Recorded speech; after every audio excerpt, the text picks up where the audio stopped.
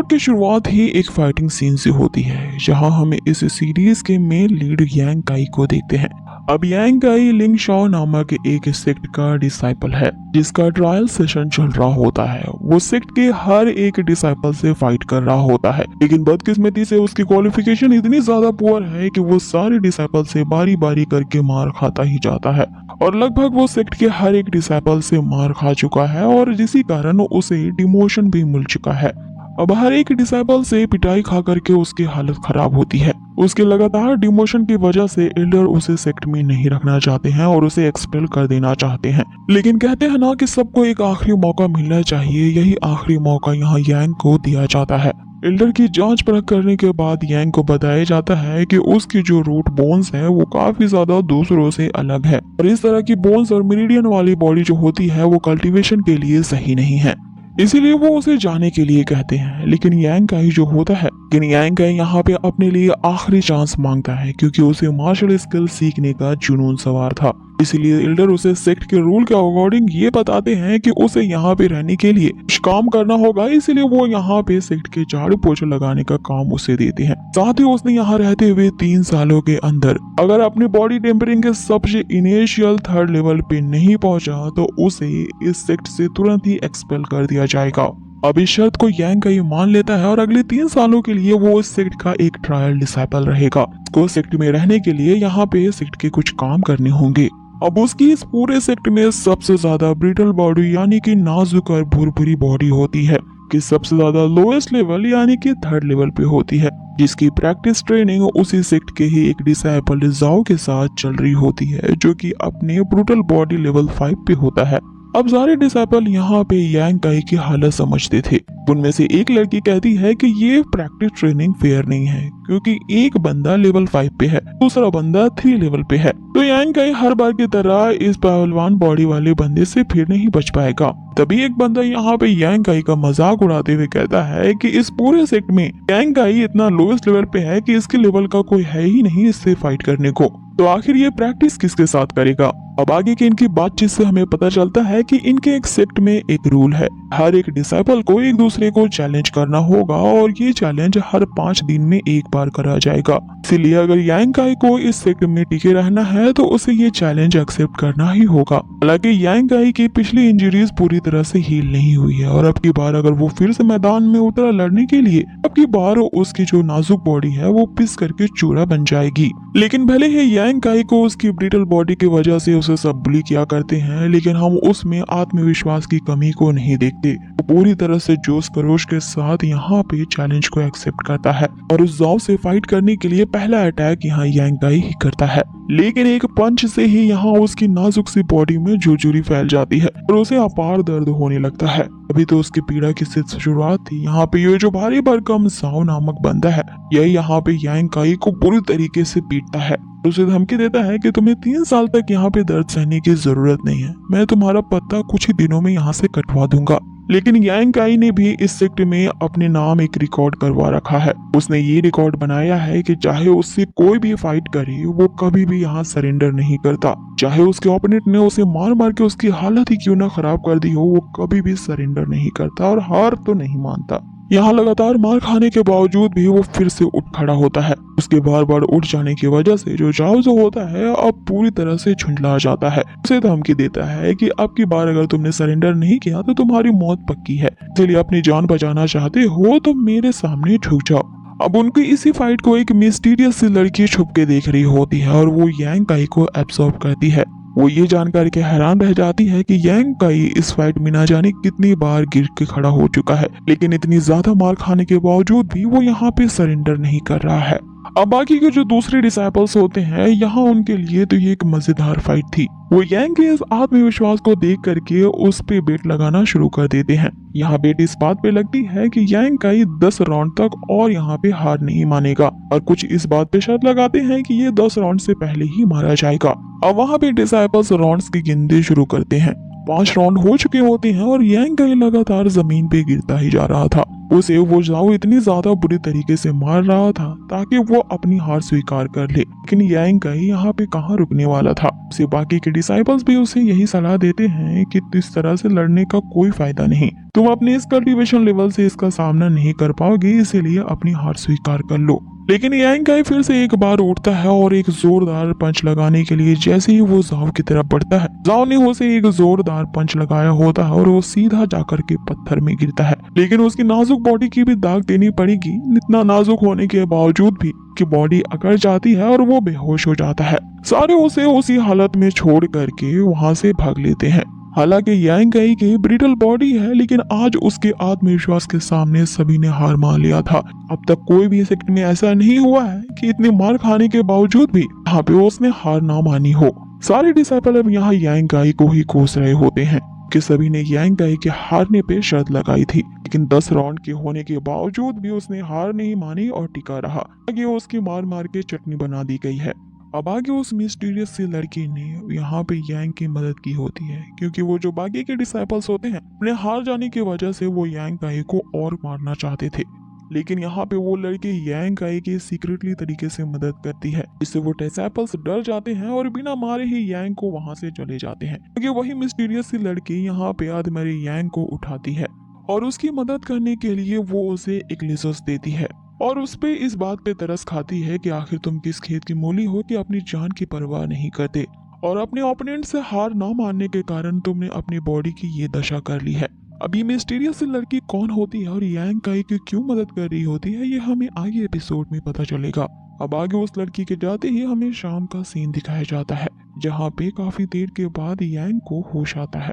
आगे वो अपने आप को संभालता है और उसकी किसी ने मदद की होती है, इस बात पे वो आश्चर्य नहीं होता, क्योंकि यांग काई के बातों से हमें पता चलता है कि ये लड़की जो है वो कई सालों से यांग काई को इसी तरह से अब्सॉर्ब कर रही है। इस तरह की सिचुएशन में वो हमेशा उसकी मदद किया करती है। उसकी मदद करने के लिए यांग काई फिर से उसे थैंक्स कहता है और जैसे तैसे करके अपने टूटे फूटे झोपड़े में पहुंचता है। लेकिन अभी भी उसे उम्मीद है कि वो एक न एक दिन जरूर जीतेगा और उससे जरूर मिलेगा जो उसकी सीक्रेटली इस तरह से हेल्प किया करती है। अब यहीं पे ही सारे मिस्ट्री से पर्दा उठने वाला है और यहाँ पे यांग काई के साथ कुछ ऐसा होता है जिसके बारे में उसने कभी सोचा भी नहीं होगा। वो उस लड़की द्वारा दिए गए एक लेजर्स को पानी में डालता है और उससे अपने घाव को साफ करने लगता है, लेकिन जैसे ही वो अपने घाव को उससे साफ करता है उससे खून और निकलने लगता है और उसका ये ब्लड उसके पत्थर जैसे तकिए पे जा गिरता है। अब ये पिलो कोई आम पिलो नहीं होता है, एक तरह का मैजिकल स्टोन होता है। तो पहली बार यांग काई के ब्लड के गिरने से वो रिफाइन हो जाता है और जैसे ही उसके ब्लड के कुछ और बूंदे उस मैजिकल स्टोन पे गिरती हैं वो शाइन करने लगता है और देखते ही देखते यांग काई यहाँ टेलीपोर्ट होते हुए उसी हेवन केव में चला जाता है जहाँ पर से उसने एक लेजर्स को पिक किया था। जैसे वो अपने खून भरे हाथों से उस मैजिकल स्टोन को टच करता है, उस स्टोन पे उसे इंस्ट्रक्शन लिखे हुए दिखते हैं जो कि शॉर्ट गॉड के वंशजों के लिए ही लिखा गया था। अब ये इंस्ट्रक्शन एक तरह के स्पेशल सीक्रेट बुक में लिखा गया था जिसे सिर्फ तभी ओपन किया जा सकता था कि जब शॉर्ट गॉड के डिसेंडेंट द्वारा उनके धब्बे उस पे लगाए जाएं। अब आगे यांग काई जो होता है उसी मैजिकल स्टोन का पीछा करने लगता है। गुफा के और अंदर जाते ही उसे खाई दिखती है, यहाँ पे उसे हेलुसिनेशन आने लगते हैं कि किस तरह से उसने अब तक की अपनी लाइफ इतनी सारे बुलिनेस में गुजारा है। लोग उसकी पोर क्वालिफिकेशन का मजाक उड़ाने के साथ साथ उसे कितना मारा पीटा करते हैं। उसे हर तरफ से आवाजें आने लगती हैं, यहाँ तक कि उसे ये भ्रम आने लगता है कि वो डिसाइपल जाओ उसे फिर से मार रहा है।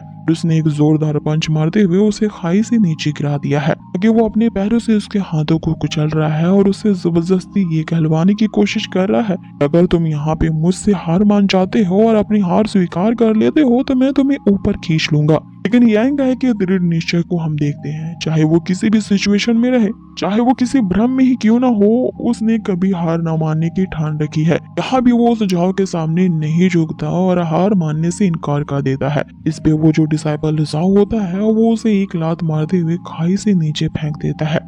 अब यांग काई नीचे पानी में जा गिरता है, लेकिन पानी में एक खास तरह की जंजीरें दिखती हैं जिनमें तलिस्मान लगा था। ये जंजीरें जो होती हैं वो यांग काई को जकड़ लेती है और नीचे खींचने लगती हैं। यहाँ यांग काई अपने आप को फिर से बचाने के लिए स्ट्रगल करने लगता है कि तभी हम देखते हैं कि यांग काई के हाथों से फिर से खून निकलने के कारण उसका खून जैसे ही उन जंजीरों पे पड़ता है, उसमें जगह जो तलिस्मान होता है वो अपने आप डिस्ट्रॉय होकर के पूरी तरह से जंजीरें टूट जाती हैं। इन जंजीरों के चंगुल से हटने के बाद यांग काई तुरंत ऊपर की तरफ जाने लगता है, लेकिन हम देखते हैं कि जाने अनजाने में यहाँ पे यांग काई ने उन जंजीरों पर से वो खास तलिस्मान हटा दिया था, जिसने एक विचित्र से क्रिएचर को उन जंजीरों में बांध रखा था। अब ये क्रिएचर किसी ऐसे इंसान की बॉडी होती है जिसकी पूरी बॉडी गल चुकी होती है और उसका सिर्फ कंकाल ही बचा रह जाता है। उन जंजीरों के छूटने के बाद वो कंकाल रूपी शरीर अचानक से यांग काई के सामने अपीयर होता है। यांग उससे पूछता है कि आखिर तुम कौन हो और मैं यहाँ पे क्या कर रहा हूँ,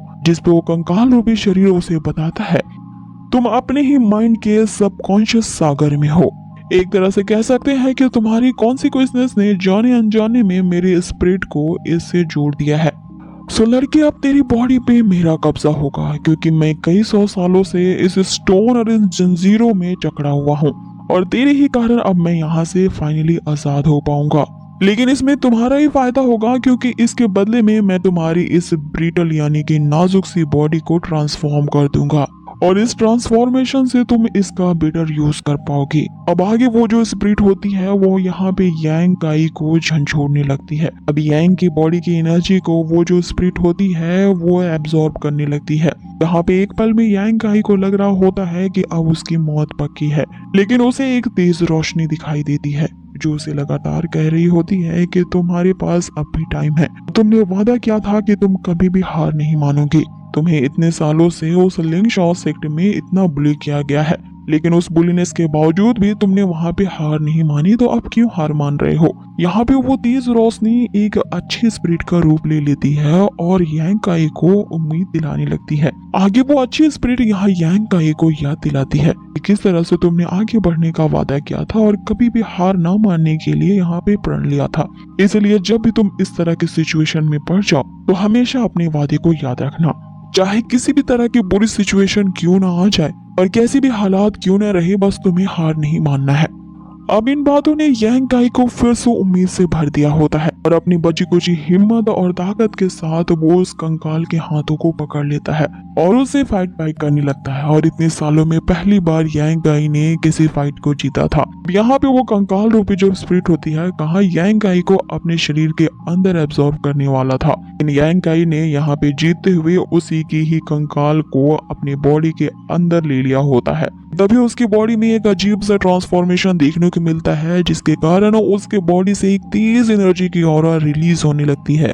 और फिर यहाँ पे सीन कट होता है और वो अचानक से रियल वर्ल्ड में जागता है। यहाँ उसे पता चलता है कि उसने फाइट से जितने भी सारे जख्म या स्कार्स पाए थे वो सब कुछ गायब हो चुका है। उसकी बॉडी एकदम पूरी तरह से हील हो चुकी है।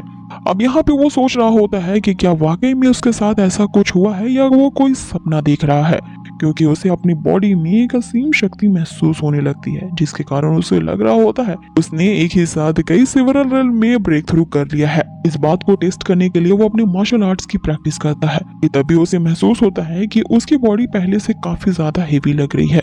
अचानक से उसे अपने हाथों में वही सीक्रेट बुक वाला मैजिकल स्टोन दिखता है, जिससे उसे यकीन आ जाता है कि अभी अभी जो उसके साथ हुआ था वो कोई सपना नहीं बल्कि सच है। आगे उस मैजिकल स्टोन के बारे में उसने कई साल पहले सुन रखा था। लेजेंड्स का इस स्टोन के बारे में कहना है कि ये एक ऐसा ट्रेजर है जिसे सोल कामिंग स्टोन कहते हैं, जिसमें एक यूनिवर्स के समान स्पेस होती है।